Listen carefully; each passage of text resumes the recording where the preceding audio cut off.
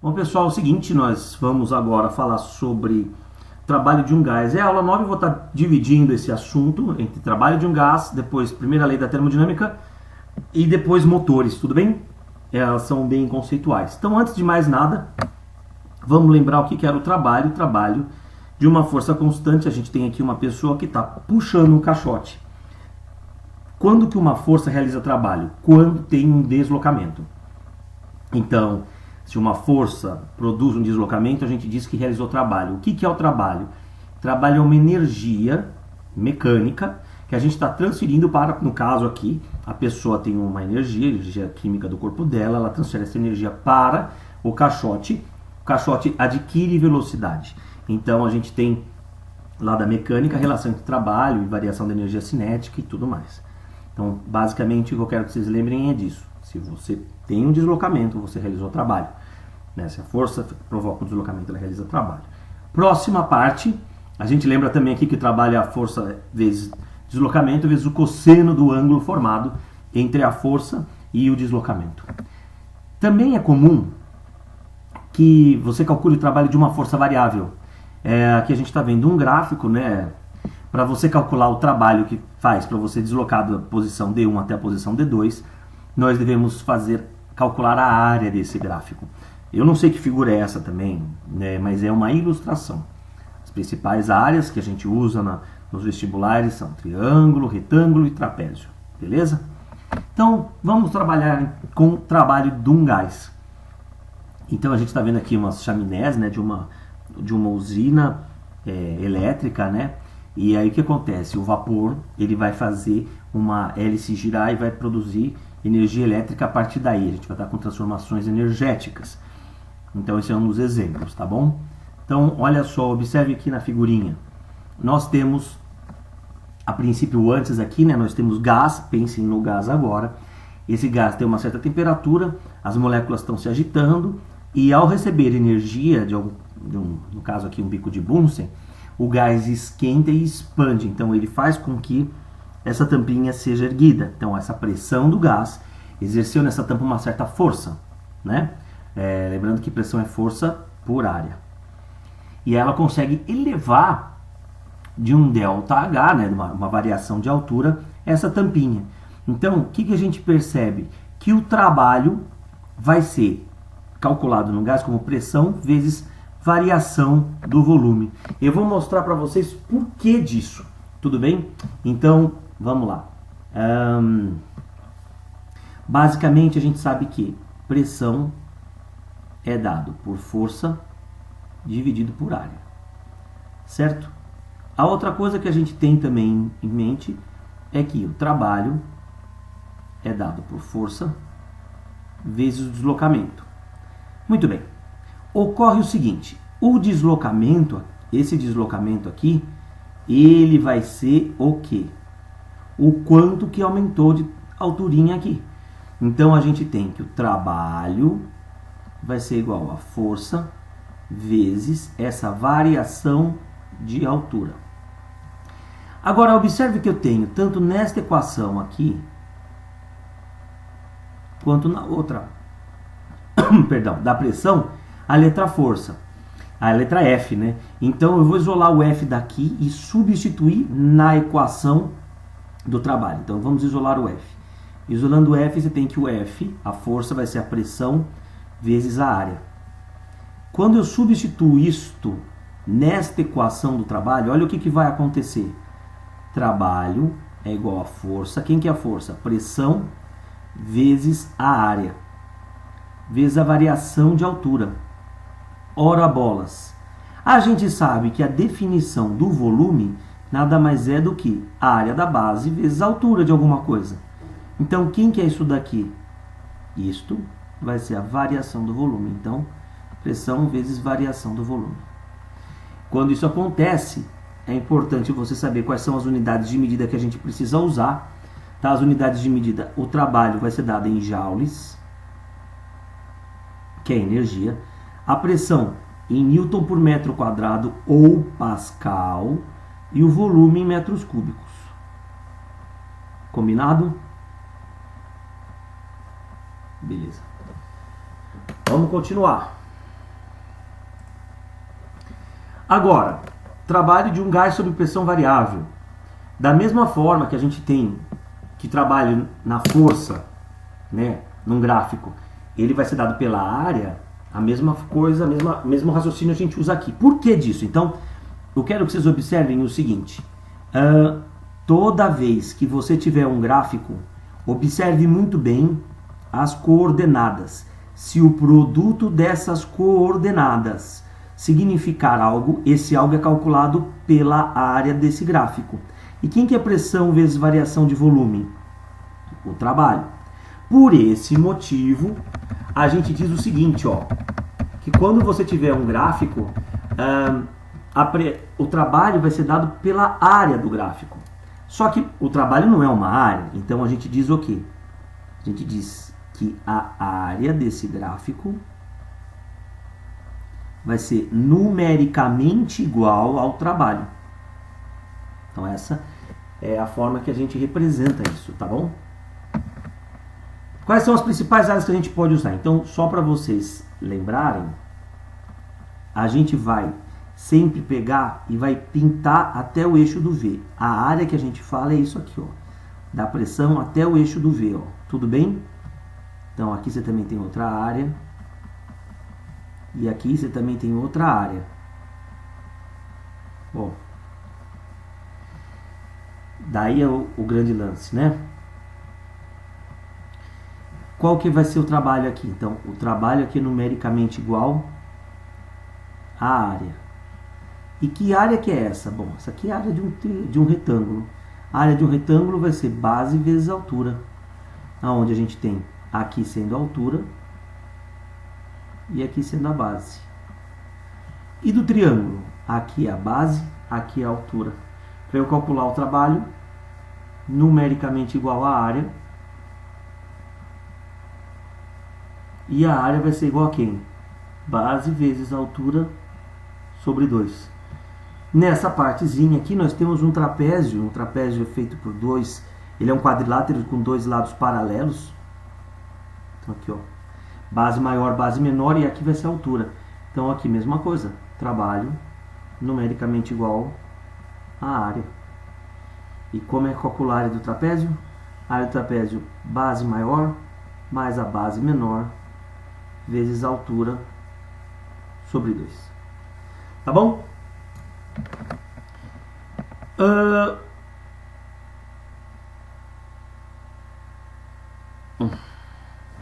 Então agora a gente vai fazer os exercícios. Então nós temos aqui, dos itens citados a seguir, qual é a condição obrigatória para que um gás... Bom, agora chegou a hora dos exercícios, só lembrando como é que a gente faz o exercício.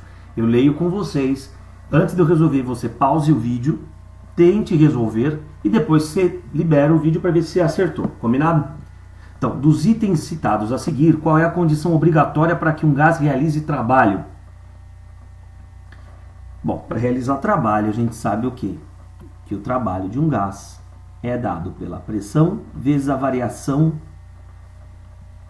do volume. E qual que tinha a ver com aquele deslocamento do êmbolo? A variação do volume. Então eu preciso ter obrigatoriamente a variação do volume do gás. É a alternativa B. Acertaram? Vamos para a próxima. Nós temos aqui então agora um gráfico na Universidade do Flamengo, tô brincando, Federal de Lavras, Minas Gerais. Aqui está dizendo o seguinte: abaixo nós temos um diagrama PV de uma transformação isotérmica. Até aí ok. E ele fala, essa área vai me te dar o quê? Bom, a área de um gráfico de P por V. Então, toda vez que eu penso numa área, eu penso no produto das coordenadas. E quem que é P vezes ΔV? P vezes ΔV é o trabalho. Então, vai te dar o quê? A variação de pressão, a variação da energia interna, o trabalho realizado pelo gás. Aqui a gente tem... a gente tem também aqui uma coisa chamada calor cedilho, calor específico sensível, nada a ver. E isso depois eu vou mostrar para vocês qual é a diferença disso na próxima aula, combinado? Então vamos lá.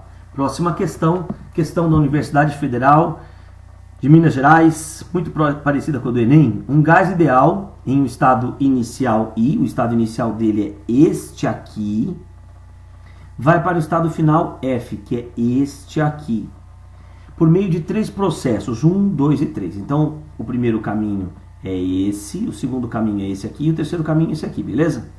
Então, vou só apagar aqui, pronto. E ele fala assim, seja W, por que ele está pondo W? Vem do inglês work. W1, W2, W3 no módulo do trabalho. Então ele quer que você diga para mim quais dos trabalhos é o maior, qual é o menor e qual que está intermediário, se tem trabalho igual. Vamos lá? Tenta fazer. Vamos para a resolução agora. O trabalho ele é dado pela área do gráfico, certo? Então repare que eu vou fazer aqui o gráfico 1. Perdão, aqui. O gráfico 1 ele faz isso. Depois ele desce. Certo?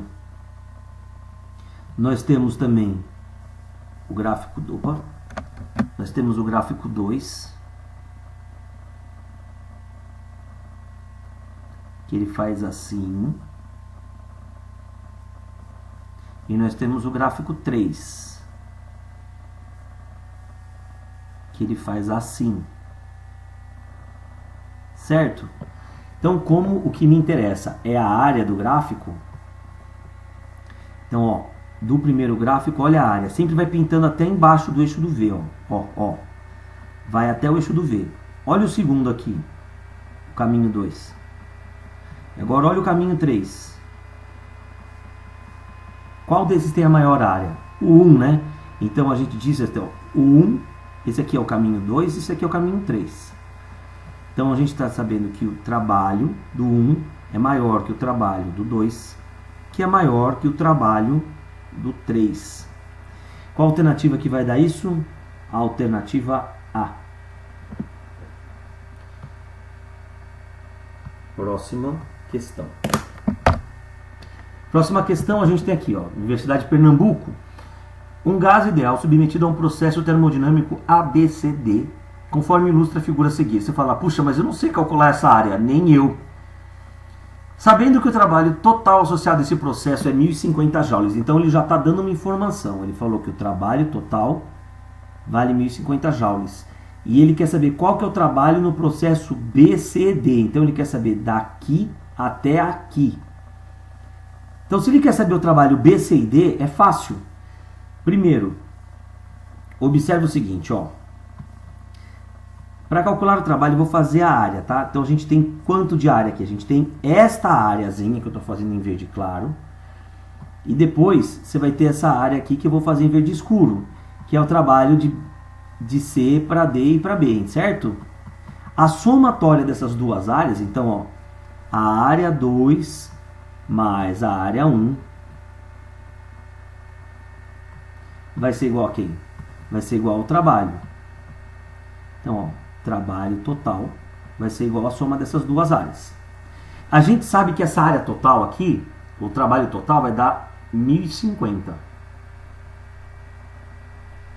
Agora, a área 1 eu consigo, ele é um retângulo, olha. Então, ó, como é que eu faço o retângulo? Base de 2 para 4 é 2, vezes a altura que vale 30. 2 vezes 30, 60. Então a gente sabe que aqui a gente tem 60. Mais o A2, que é o que ele deseja. Quem que vai ser o A2? 990 joules. Olha só.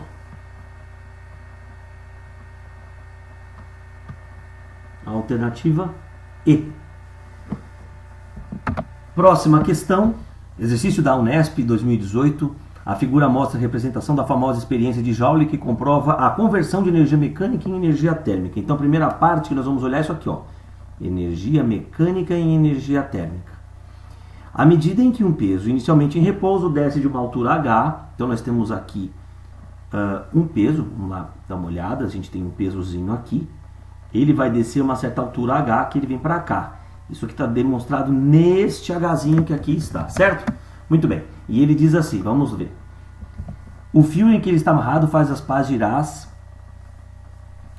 girarem, imersas em uma quantidade de água contida em um calorímetro, sendo a massa do peso igual a 10 kg, a aceleração da gravidade igual a 10, a massa da água contida no calorímetro 100 gramas. Então vamos lá colocar esses dados aqui. Então, fazendo aqui o peso, então vamos lá. Então, dados com relação ao peso. A massa dele é de 10 quilos. O G vai valer 10 metros por segundo ao quadrado. Aí a gente tem aqui dados sobre a água. Ele está falando que contém 100 gramas de água. Calor específico sensível da água, o Czinho, é 4 kJ por quilograma Kelvin. Considerando a transferência de energia mecânica para... E ele fala assim que a altura é igual a 10 metros. Muito bem. Ele quer saber o seguinte, a elevação de temperatura, ele quer saber o Δθ. Então, basicamente é o seguinte, ó. Vamos lá. Como é que eu resolvo isso? Ele falou que a conversão de energia mecânica vai virar a energia térmica. Então, a energia térmica, ela vem de toda a energia mecânica. E a energia mecânica que a gente tinha é a energia potencial gravitacional, mgh. A quantidade de calor que a gente tem é dado por m Czinho Δθ. Cuidado, só que no m não posso cancelar, porque aqui eu estou falando da água e aqui eu estou falando do pezinho, tá? Esse é um detalhe importante. Então vamos lá. Quanto que é a massa de água? 100 gramas. Notem. Aí você pode falar assim, olha, aqui está em quilograma, aqui está em joule. Eu posso, se vocês analisarem direito, eu posso cancelar esse quilo, que é 1000 em cima, 1000 embaixo. Então a gente tem massa de água, 100 gramas, o Czinho vale 4, e a variação de temperatura está aqui, ó. A massa que eu quero, 10, a gravidade vale 10 e a altura vale 10. Uma curiosidade aqui é que a gente tem 2 zeros, eu posso cancelar 2 zeros. O 4 está multiplicando, vai passar dividindo, 10 dividido por 4, 2,5.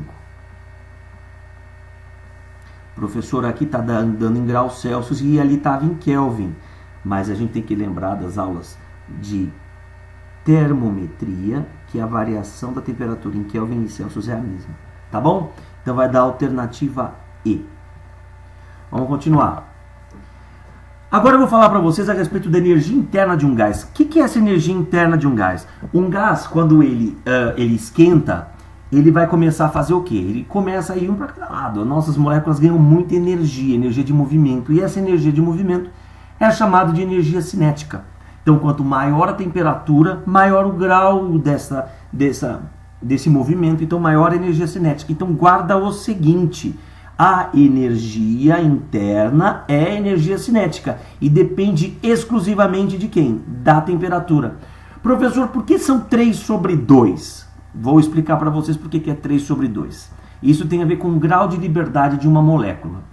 Nós estamos pensando aqui no caso de um gás ideal como sendo uma molécula monoatômica. Então o que acontece? Uma molécula monoatômica, se a gente pensasse aqui no eixo Y, ela tem 50% de chance de subir ou 50% de chance de descer, então você já tem meio. Se pensarmos no eixo X, ela tem 50% de chance de vir para a direita, 50% de ir para a esquerda, então já tem mais meio. E se eu pensar no eixo Z, que é um eixo que sai da tela, que seria um eixo tridimensional, ela tem 50% de chance de ir para fora, 50% de chance de entrar na tela. Quantos meios a gente tem? Tem 3. Então, esse 3,5 significa 3 eixos. Então, ó, tem altura, largura e profundidade. É por isso que são 3 meios. Você tem a probabilidade, isso aqui é grau de liberdade da molécula, tudo bem? Estou apagando aqui para ficar bonitinho. Então, para a gente calcular a energia interna, a gente usa 3 meios de nRT e a variação de energia interna é 3 meios de nRΔT. Então, do que depende a energia interna? única e exclusivamente da temperatura, não tem nada a ver com a natureza do gás, só com a temperatura. Professor, isso aqui me lembra aquela equação do Clapeyron, equação de Clapeyron, PV igual a nRT. Perfeita analogia. Olha que interessante, se você pensar desse modo, você pode dizer que a energia interna pode ser tanto 3 meios de nRT, como também 3 meios, quem que é nRT? PV. Olha só, tá bom? Vocês podem utilizar esse tipo de raciocínio sim. Então agora nós vamos para algumas questões que se referem à energia interna de um gás. Então vamos lá. Qual a energia interna de um gás? Então eu estou mostrando para vocês aqui onde a gente pode utilizar isso. O gás esquenta, então ele aumenta a sua energia. Aumentando sua energia, ele consegue empurrar grandes pistões e fazer com que, por exemplo, uma locomotiva possa puxar uns vagões e etc e tal. Então aqui é um dos exemplos das máquinas térmicas, que nós vamos falar daqui a pouco sobre isso. Não é da hora? Tudo isso é um trabalho de um gás. Impressionante. Eu curto pra caramba essa matéria aqui. Então vamos lá. Primeira questão, FUVEST 2019. Muito parecida com as outras lá em cima, né? Só que a gente tem uma diferença. Aqui você tem tanto trabalho quanto variação de energia. Diagrama, a gente tem dois estados, o 1 e o 2. Então, a gente vai fazer a seguinte coisa, olha, eu tenho esse estado inicial e eu venho para cá. Prestem atenção, vamos começar com o ΔU, combinado? Esse cara tem uma temperatura, vou chamar aqui de T1 e vou chamar aqui de T2. O que vai acontecer? No caminho A, ele vai mudar de T1 para T2. No caminho B, de T1 para T2. No caminho C, de T1 para T2. Então, a temperatura dele vai ser a mesma que ele vai no início e no fim. Portanto, a variação do caminho A vai ser igual à variação de energia do caminho B, que é igual à variação de energia no caminho C. E o trabalho? Bom, o trabalho a gente faz pela área do gráfico, lembra? Então vamos lá, trabalho agora. Para o caminho A, olha só a área que eu vou ter. Vai ter somente esta areazinha aqui, ó. Para o caminho B, vai ser esta área agora. Ficou maior, né?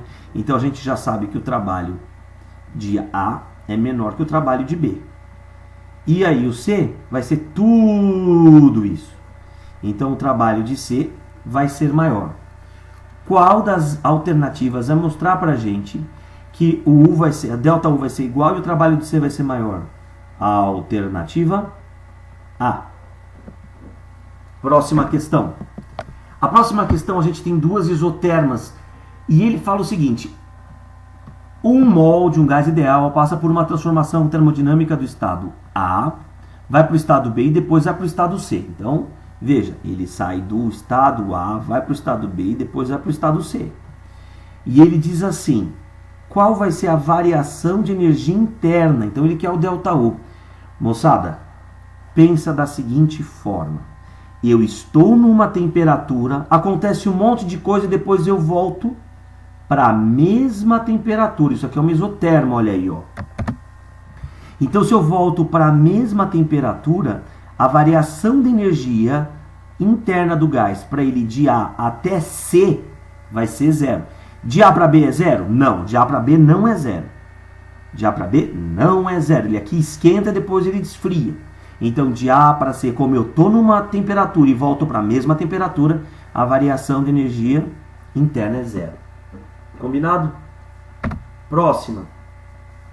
A próxima questão, FAMERP 2018, Faculdade de Medicina de Ribeirão Preto. Certa massa de gás ideal sofre a transformação cíclica 1, 2, 3, 4, 5, 1. Então você tem um ciclo. Representando no diagrama o trecho em que a força exercida pelo gás realiza um maior trabalho. Qual é esse trecho?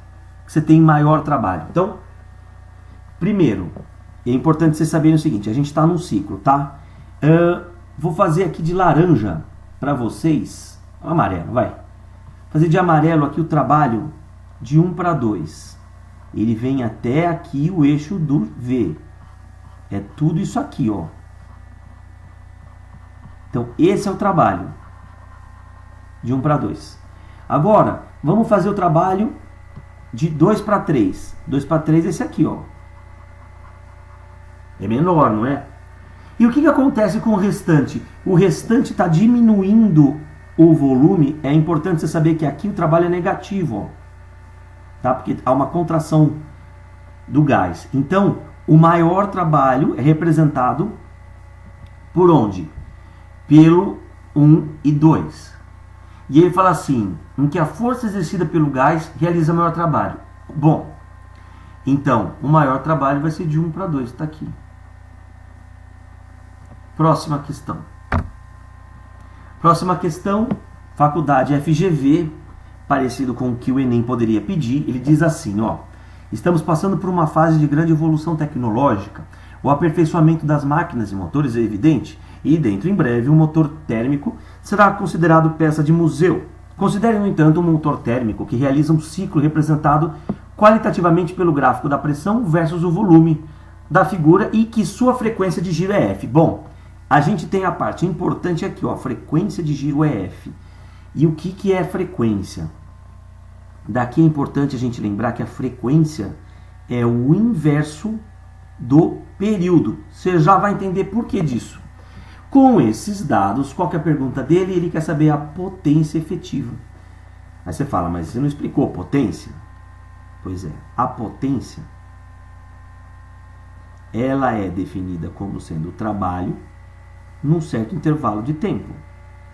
Se vocês analisarem direitinho, o trabalho vai estar multiplicando 1 sobre ΔT. E quem que é 1 sobre ΔT? Sabendo que um ciclo inteiro é realizado num certo tempo, é chamado de período. Isso vai ser, então, a frequência. Então, basicamente, eu vou fazer a frequência vezes o trabalho. Aí você fala, beleza. Que figura que foi formada?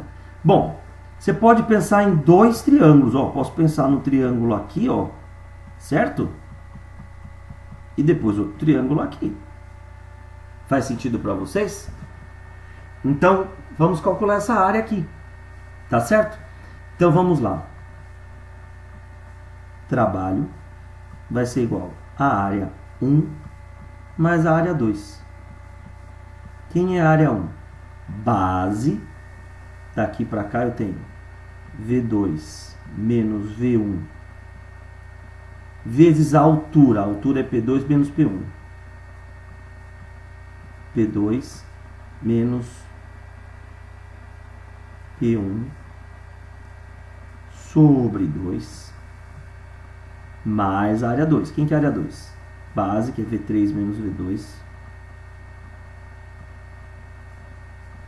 vezes a altura,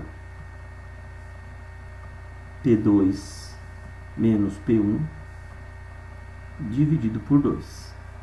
Então, o que a gente pode pôr em evidência aqui? P2 menos P1 sobre 2, certo? Então, o trabalho ficou igual P2 menos P1 sobre 2, que multiplica V2 menos V1 mais V3 menos V2. Agora, para eu achar a potência, eu vou colocar isso aqui nessa equação. Então, a potência vai ser igual à frequência vezes o trabalho. E quem que é o trabalho? O trabalho é P2 menos P1 sobre 2, que multiplica V2 menos V1 mais V3 menos V2.